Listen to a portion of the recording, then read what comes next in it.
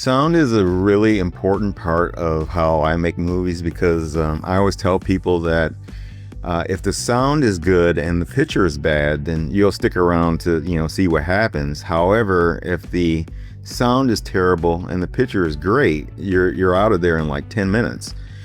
So sound is something that I always cherish, and I think that the right filmmaker who appreciates sound can really take advantage to the just what we think about and use the viewer's imagination. A lot of film pictures start off in black, and they just have the sound, so they really grasp the audience's attention right from the beginning. So sound is just such a powerful medium.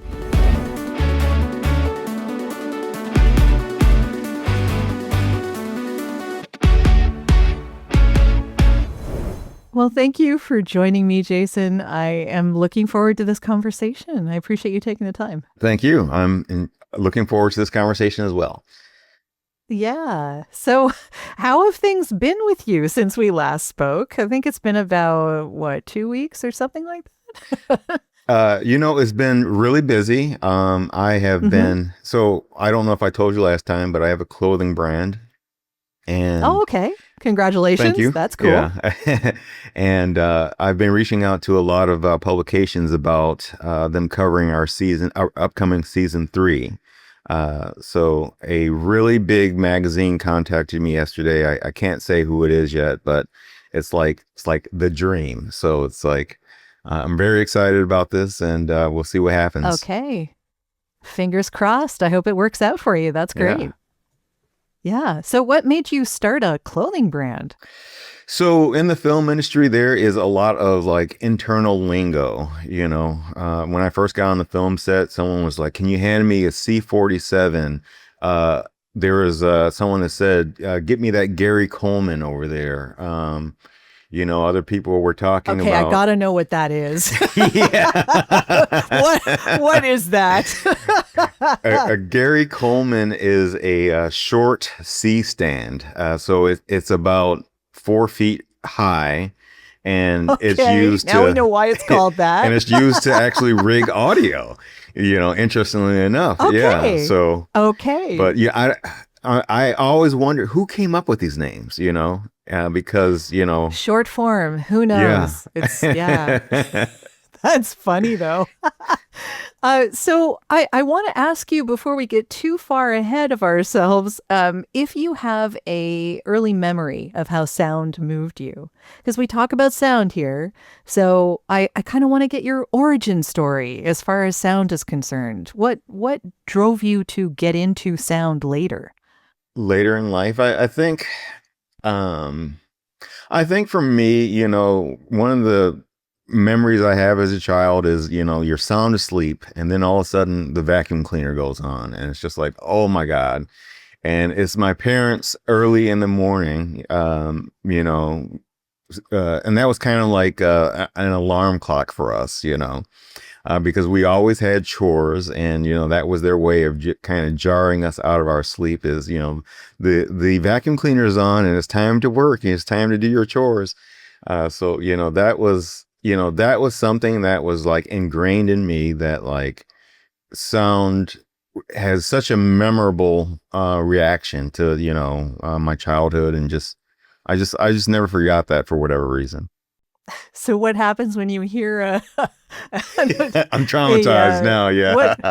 What happens when you hear it now? Like you just like automatically sit up and do chores? What? Yeah. Somebody give me the Windex. Yeah. Oh no. That's funny. Yeah. Although I relate, actually. I think a lot of parents will do that because kids like to sleep. Yeah. Yeah. So we weren't getting a lot of it. Well, but usually. Yeah. Yeah. So that appreciation of sound, I mean, clearly you understood what that sound would make you do. Mm-hmm. So how did you end up working in sound later, and how did you get into film for that? So I got into film kind of in a backhanded way. I always watched TV when I was a kid. I was a certified couch potato. just watching, whatever was on TV. My mom actually loved watching like cheesy soap operas, and I would watch them with her. Oh, And that's a memory. you, yeah. So I would guess the storyline before it happened because it's just so predictable in soap operas. But I don't know. So I just always just really loved media, and so when I went to college, I had no idea what I wanted to do. So I signed up with speech communication, and they had a discipline of radio, TV, and film. And I just tried out everything. I tried out the radio station. I tried out working at their nightly news. And then I also drew comics. And I was interested in aspects of all three of those things.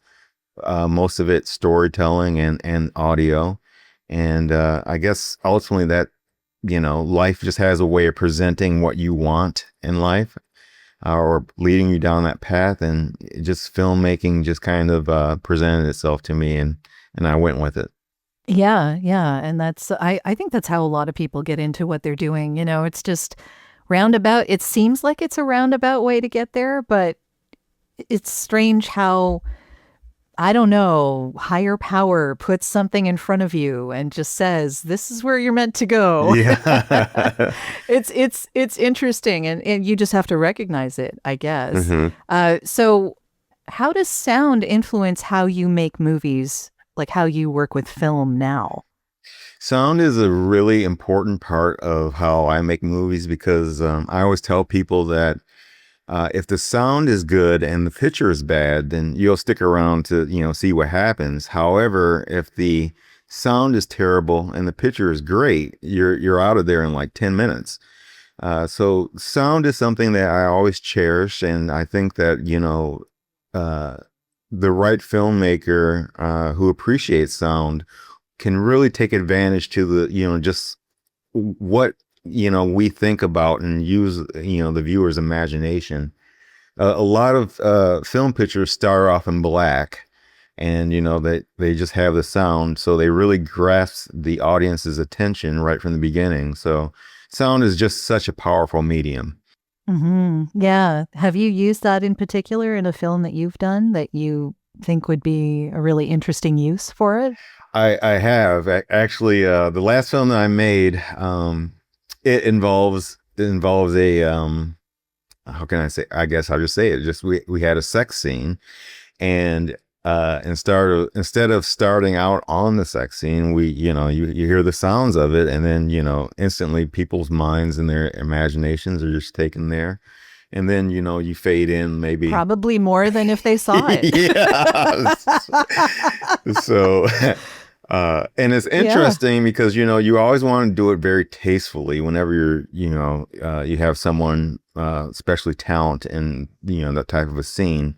So we did things very tastefully, but we utilize sound to allow the audience to kind of let their imagination take them where it would. And we showed actually very little, and they were just like convinced that it's just like, wow, this is a lot more graphic than I thought it was, but it all happened in their mind.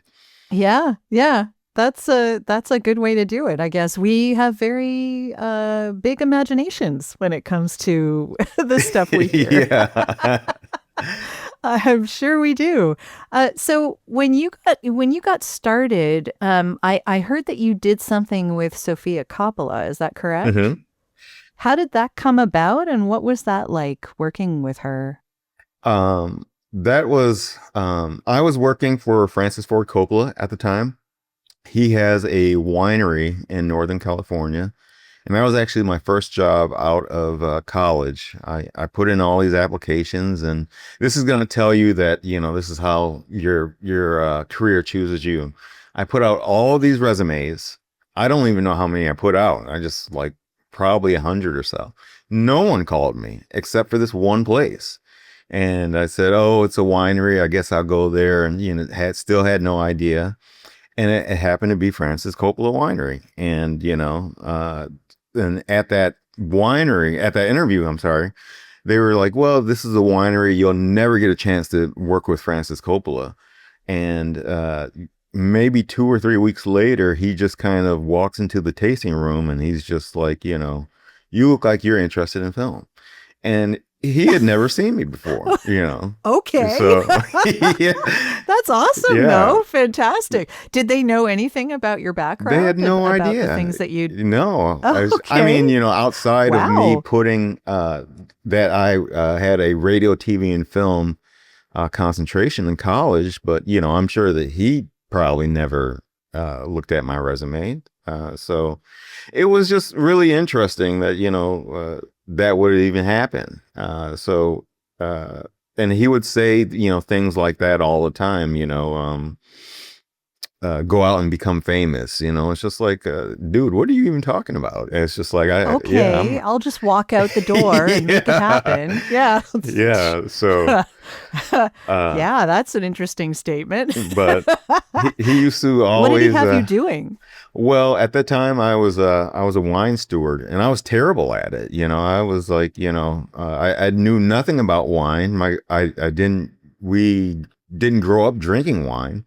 So, someone would come up and say, I'd like to have a glass of Merlot, and I would pour them Chardonnay. And it's just like, Oh, yeah, I was oops. just like, oh, a little bit off. Yeah. Yeah. Yeah. So it's interesting that I just didn't get fired, but, they moved me around a lot. So, I was a wine steward and then, moved me into, packing wines. And then eventually I made my way into creative marketing, which is kind of how I got an opportunity to work on Sofia Coppola's film Marie Antoinette. Hi, this is Michael Dargy, author of Brand Jitsu. Move your brand from meh to memorable. And you're listening to the Audio Branding Podcast, a great place to learn about how powerful sound can be. If you want to understand how to harness that power in your own life, keep listening. I learned that the audio mix team was working in one of the stages on the property after hours. So I would work my day shift and then I would go there and just kind of peek around. And, they gave me an opportunity to uh, be a post-production PA on the project. And a lot of it was, getting coffee and stuff like that and trying not to be too enamored when Sophia came in. But Yeah. So what exactly does the PA do in post-production? So for this particular project, I got a lot of coffee because the sound mixers were working probably from like let's say 5 to 11 p.m. So a lot of coffee. If there was like a food run, I'd go do it. We put together a lot of XLR cables. Oh, Uh, okay. Yeah. so I learned how to make XLR cables really good. I learned how That's to, a handy skill. yeah, it was just like, I was like the whiz of it. They were just like, just, yeah. Uh, Has that helped you now? Like, do you still do that kind of thing? no, no. Yeah, No? Okay. Someone no. else does that for you. Yeah. Okay. I'm sure in a pinch, like if they were just like, oh my God, the XLR cable is broken and it was like one of those like, Superman save the, world moments Okay. and the XLR You'd be cable needs to be good. made. Yeah, then Yeah. I think I could probably step up and do it. But, Yeah. uh, Well, but yeah. And I that's an also learned interesting how to skill wrangle to, yeah. cord. Yeah. Okay, that is a big skill. Because yeah, chords can get really tangled and everywhere, all over the place. And yeah, I mean, even in my studio here, Hmm. that's a big deal. So yeah, so it sounds like assistance, just a lot of assistance, which I'm sure any film crew needs. Definitely. What did that teach you about sound, though? I'm curious. Like, what did you learn while you were doing that? I think I learned that it's a very tedious process. I It remember certainly can be. it's interesting. I remember so in Marie Antoinette, there is a scene where there's a small child, and I think that she chokes on something, and I think Marie Antoinette taps her on the back or something like that. And they went over that choking and tapping scene like so much, and it was probably like 2 seconds, and the average person would probably never have even heard it, or if they did hear it, they wouldn't think twice about it. But they were so precise in the way that they went back and over and back again on just perfecting that. It really showed me that, if you want to do this at a high level, then you have to be very meticulous about the way that you do things, and make sure that it's to the very best of, your team's ability. Yeah, that makes a lot of sense. And yeah, I always thought when watching movies that you don't pay attention unless it's bad. Hmm. Like, you don't notice it unless it's bad. So I guess good audio in that sense, or good dubbing, or good, whatever it is, you don't notice it unless it's bad. So if it's good, then Yeah. you won't even, yeah, I think that's part of what makes sound so difficult to sort of make the main event Hmm. in a lot of ways, because people expect it to be there. It's just automatically in the background. It's always there. You never really, you take it for granted. Yeah. Right.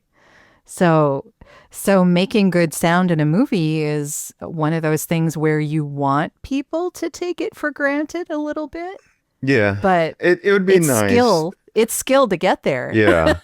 It'd be nice if people said, "Oh, wow, this is really good sound," like the average person. But, I think that's asking a lot out of people. So, Yeah, unfortunately. So we have to go on podcasts like this and talk about it. yeah. So people recognize that there's a skill involved. Yeah. Yeah. Yeah. So in your films, you've obviously done a lot of sound in your own films, but have you used silence in ways that are creative, do you think? I have. Trying to think of a film that we did that a lot. There was a film called Lifeline, and it was about a depressed guy that he had just gotten out of the army, and he's trying to readjust to, home life. And there is a lot of time in the film where he's just by himself. And instead of filling it with music and, sound effects, we utilize a lot of silence because, he's alone in a lot of this film. And, that is one of the factors that leads to his depression. I think we did a pretty good job with it, but, I'm sure that, looking back, there's always things that you wish you would have done differently. But that's an example that I can remember. Sure. Yeah. White space, I guess, is kind of like the in between makes the stuff that you're highlighting even more Hmm. highlighted. Yeah. So yeah, that's an interesting way to highlight loneliness, though. I think that's a really interesting way to do that in sound. Yeah. And silence isn't just the lack of sound. There's actually a pause in there. Yeah, it's an interesting way to work the sound. Yeah.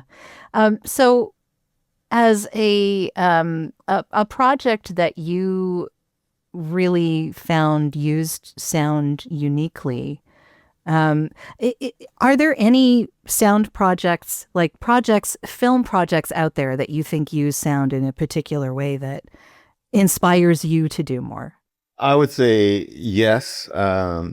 So I'm a big fan of the way that Marty Scorsese uses sound. I think that what he did with Goodfellas, was fantastic. And he actually uses dramatic pauses, throughout that film. If you really think about it, he'll do a freeze frame, and then the scene I'm thinking about is when young Henry sets all the cars on fire, and then he runs towards the screen, and then they explode in the background, and then it's a freeze frame, and then you don't hear anything for about a second, and then his voice, and then the voiceover comes in. So what I think he's doing there is we see the cars explode, and Scorsese wants the audience to feel the emotion of that scene by not saying anything and just adding that little pause in there, and letting the audience feel the gravity of the moment, because this young kid has kind of gone from a semi-innocent kid to now he's just doing stuff for the mafia. So really interesting way that, things that are really subtle, but very effective. And, I'm probably guilty of this too, but, I think that, filmmakers would benefit more of, having, you don't have to fill up every frame with audio. You can use that quiet space and let the, like we were talking about, the imagination of the audience go wild. Yeah, it definitely opens it up a bit more for the imagination to take place. So yeah, that's a good point. Well, that's the end of this episode. Thanks for listening. And if you like what you heard, why not tell a friend about this podcast? It's available in all the usual locations. Until next time.